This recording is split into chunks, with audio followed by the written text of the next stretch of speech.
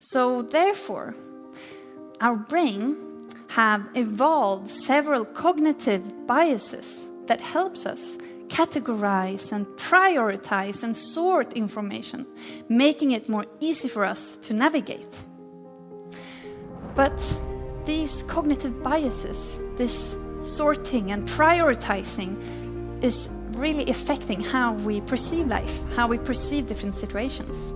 And I'd like us to explore this further in a little thought experiment.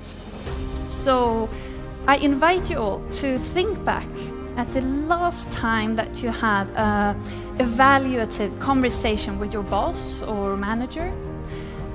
And I'm quite sure that you got to hear a lot of good things. Things like how you contribute to the workplace. But I'm also quite sure that you got to hear something that you can improve with yourself, with your performance. And once you leave this conversation, what do you think that your brain thinks is the most prioritized information? All the things that you do really good, or the one thing that you should be improving? Well, if you're somewhat like me, it would definitely be the latter. And this doesn't really have anything to do with how my brain works. This is actually a pattern that's been shown among people. For example, Teresa Amabile is a professor at Harvard Business School. She did a diary study where she got to read people's diaries to explore how they experience everyday life. And she saw a pattern that the negative effect of a setback was more than twice as strong as the positive effect of a success. And the same thing goes with money, that we feel way worse about losing an amount of money than we feel happy about gaining the same amount. And if you would receive a compliment from a coworker and then a complaint from another coworker, these two comments don't neutralize each other. The complaint would definitely leave a stronger emotional mark. So now we need to ask ourselves why. Why do we carry this emotional asymmetry? Why do we have this preparedness to experience unpleasant and negative emotions? And to understand that, we need to understand the context, the environment where our brain has been evolving for so many years.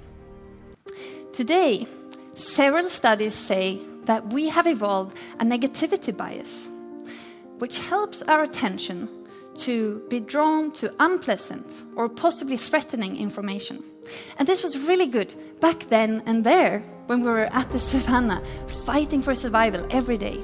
But today, here and now, this definitely affects how we perceive our life, how we perceive our relations, our workplace, our own performance, and ourselves. So to simplify this a bit, one could almost say that your brain is concerned that you survive throughout this day. It's less concerned that you're a happy survivor. So by now we can understand that it's not strange that all of us sometimes feel anxious or tense or we worry. In one sense, we were built for this. But most of us, we long for this other kind of life with the meaning and the connection and the happiness.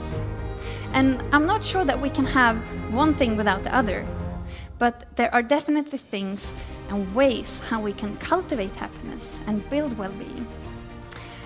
But this comes with good news and bad.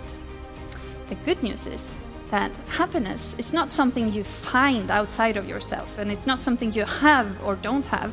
It's a skill that we all can work on. But the problem is that we just don't do it.